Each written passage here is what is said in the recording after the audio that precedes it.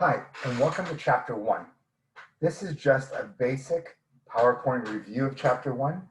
We will be getting into deep and more specific examples of scientific notation, SI metric prefixes, and converting units during our live sessions. So, and this PowerPoint will be posted for your review later.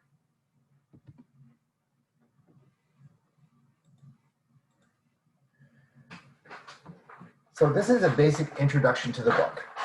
And what we're going to see is it's going to open up a lot of doors to being able to solve problems later on. But you need to follow along. We're doing Chapter 1, and you need to practice when the practice notes and practice assignments are posted. Okay, so we're going to be dealing all semester with circuit diagrams and schematic diagrams. So circuit diagrams have the actual pictures of the components in the diagram. So we have a picture of a battery, a picture of a switch, and a picture of a light. Where in the schematic, we actually have the symbols for those devices. Okay, so throughout the semester, you're going to see both circuit diagrams and schematic diagrams. In lectures, you will see mostly schematic diagrams. In your first few labs, there'll be some circuit diagrams to help you identify components and how to connect them together. We're going to be using a lot of the metric system prefixes, the IEEE standards are being used in this course for everything we do, and you're going to see that there are going to be certain units that have specific prefixes always attached to them. For instance, when we're talking about distance down the highway or whatever, we don't use meters. Even though kilometers is meters with a metric prefix, kilometers is the standard unit that we use when we're discussing that. Same with weight. When we're talking about people's weight or weight of certain objects, we don't use grams, we use kilograms. Okay, so you're going to see where those are used. Now, when we get to current, we will use amps, milliamps, and microamps, as well as volts. You'll see millivolts, volts, and kilovolts. So you'll get a feel for where certain prefixes are used as standards. Okay, but there's more of that to come during the live session, so make sure you tune into those. All right, so for current, the base unit is the ampere. So if you've been exposed to electricity at all, I'm talking socially, educationally, not physically exposed, you'll have heard of an ampere. Okay, so there are some basic units that we use. We use meters for length, kilograms for mass, or grams, you'll see. Amperes, seconds for time, volts for voltage, ohms for resistance. So you'll get a feel for where those show up. Okay. Again, as the semester progresses, this will all become part of our language. Okay. The math that we're doing, you are going to need a scientific calculator. So what we have is this is the calculator that you're getting with your kit. It's a Casio FX991MS calculator. It has all your basic functions, all your scientific functions. It also has your metric prefixes, mega, giga, tera, micro, milli, kilo, femto, pico, nano. So those are all there for you to use quickly. And it does complex numbers that we'll be getting into in second semester lots. Okay, it also has metric conversion utilities. So if we want to convert miles to kilometers or kilometers to miles, we could put one, convert 7. So we can convert 1 mile to kilometers, and it gives us so 1 mile equals 1.609 kilometers. But this calculator has a lot of functions. You will get it in your kit. You should have ordered and received your kit by now if you've been following the announcements. All right.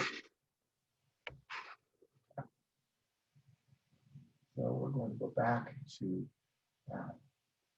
PowerPoint. So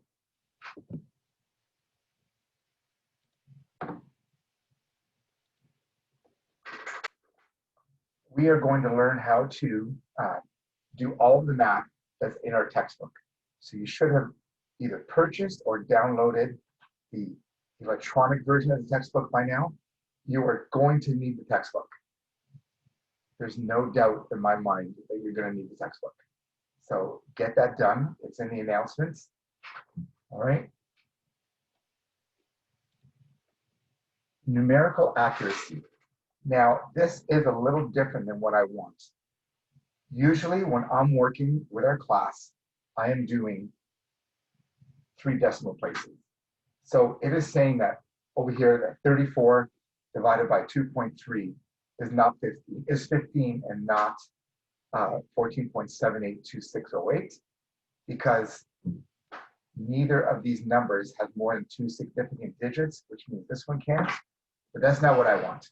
I want, when we're doing our electrical examples, I want 3 decimal places. So 34 divided by 2.3 is 14.783. Okay, so just keep that in mind, all right? What the book tells you is not wrong. I'm just telling you that in class, I want 3 decimal places.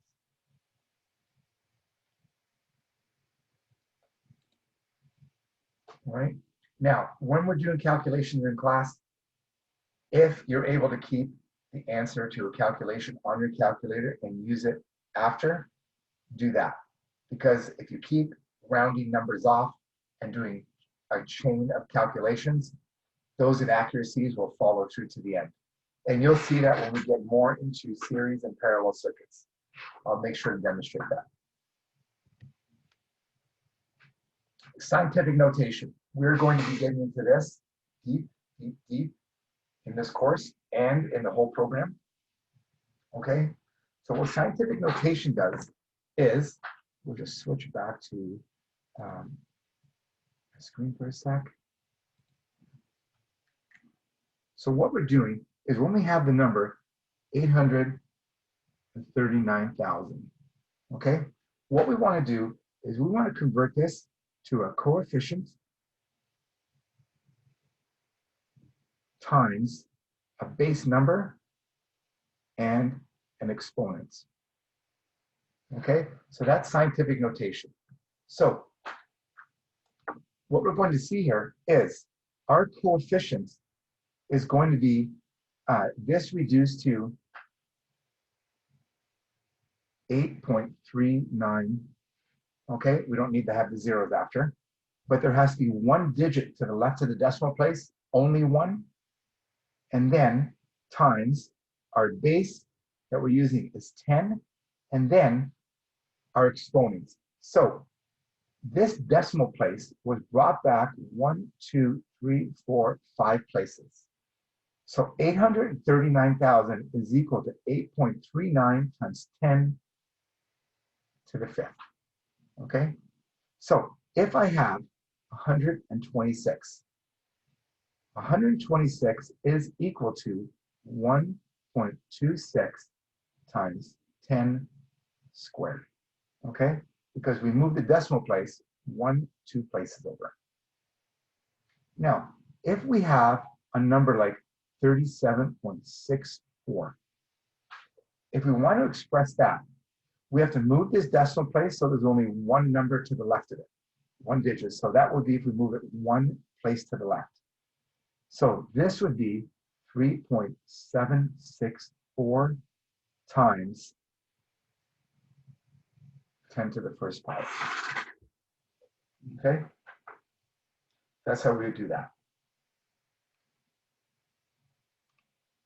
So we're going to be getting into a lot of that over the course. Now, on your calculator, if you want to do scientific notation, what you would do is we would put 8.39, and then down here we hit exponents, and then So this works on base 10 scientific notation. So we'll hit 5 there. So it's 8.39 times 10 to the 5th, 839,000. Okay, so 3.764. Exponent 1 is 37.64. So that's how that works. So this is something we're going to be doing a lot during the course. Okay.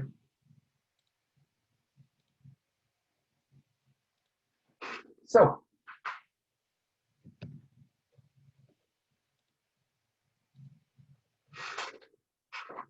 again, just some examples. 1 divided by 200 expressed in scientific notation. So 1 over 200 is 0.005. And 0.005, if we move that exponent, it is 5 times 10 to the negative 3. So we move that exponent 3 places to the left. All right. In my class and in this program, when you have a leading decimal place, a leading 0, make sure you put a 0 to the left of the decimal place. Okay, that is a big thing, is to make sure you have a 0 to the left of the decimal place. Never leave it blank. All right.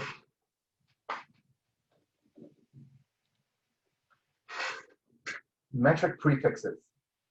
Okay, I'm just going to introduce it here, but during the live session, we're going to be getting into it a lot. So what we have here is giga is a billion, or 10 to the 9th power. Mega, kilo, milli, micro, and nano. Those are just some of the ones we use. You're going to be introduced to other ones, pico, femto, but they are all 10 to the power of an exponent that is a factor of 3. So 0, 3, 6, or 9, or negative 3, negative 6, negative 9. And that is engineering notation. Okay? That is engineering notation. So what engineering notation does is, we go back to our screen here.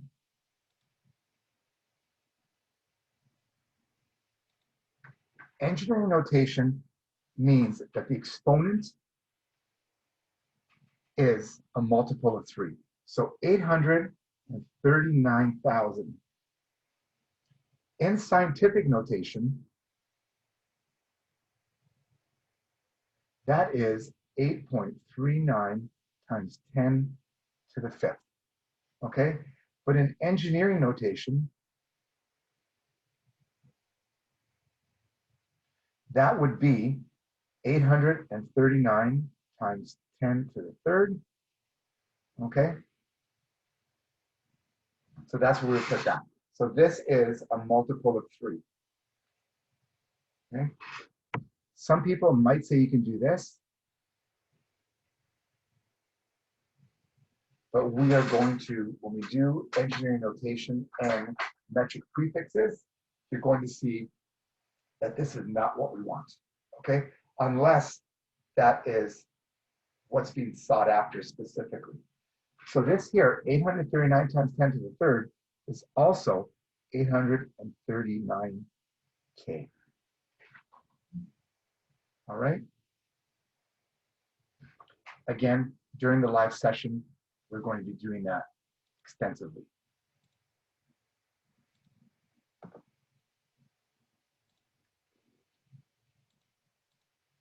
So some examples here. 26,800 is 26.8 kilo ohms. 0.031 is 30 henries, is 31 millihenries. Okay? And we're going to get into those examples again during the live session in greater depth. 4,500,000 watts is 4.5 megawatts. Okay, so again, stay tuned for the live sessions and we'll review those. Conversion of units.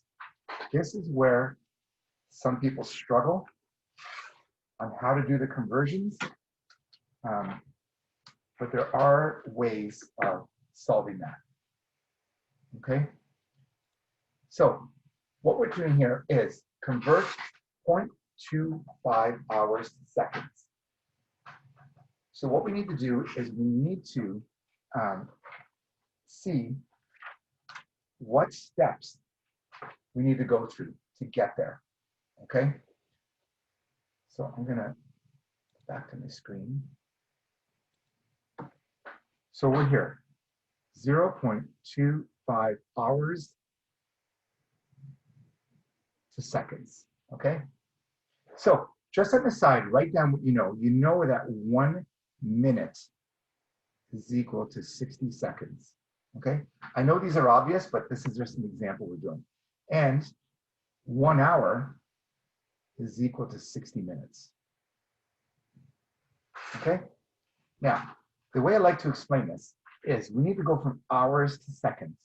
So what we're doing is we're really going from hours to minutes to seconds. And what we want to know is here, we want to know the relationship between hours and minutes. Here, we want to know the relationship between seconds and minutes, okay? So we start off with our base unit. We started off with 0.25 hours. We're going to multiply that times minutes over hours. Okay, just follow me along for a second. And then we're going to multiply that time. We want seconds. So we're going to do seconds over minutes. Okay, so let's start. We started with 0.25 hours times. What is the ratio between minutes and hours? So here, we know that 60 minutes equals 1 hour. So let's put 60 minutes over 1 hour. And then we want seconds over minutes. So we know that 1 minute is equal to 60 seconds. So we'll put seconds on top over 1 minute. Okay? So what we get here is 0.25 times 60 times 60. And we get 900 seconds. All right? Now, some of you have did that in your head, and you're asking, why is he explaining this to us so slowly? But the purpose here is to show you the procedure, okay? Is to show you the procedure. So if I want to go and say, how many meters in 2.5 kilometers to meters, okay? How do I do that? Well, we know that 1 kilometer is equal to 1,000 meters, okay? So we're going from kilometers to meters. So what we say is we start off with kilometers times, and then we do the desired unit divided by the previous unit. So it'll be meters over kilometers, which is, so our first is 2.5 kilometers times, here we have meters over kilometers, so meters 1,000 over kilometers, which is 1. And that is 2,500 meters, okay? Again, it's a simple example, but let's make it a little more complicated, all right? Let's make it a little more complicated. Let's say we want to convert 2 kilometers to feet. How many feet in 2 kilometers? Okay, so we know that 1 mile is equal to 1.607 kilometers. And we know that 1 mile is equal to 5,280 feet. Okay, we need to know these ratios. So to figure this out, we need to go from kilometers to miles to feet. Okay, so it would be 2 kilometers times, we do miles over kilometers. Miles over kilometers times, we do feet over miles. Feet over miles, okay? So that would equal 2 kilometers times 1 mile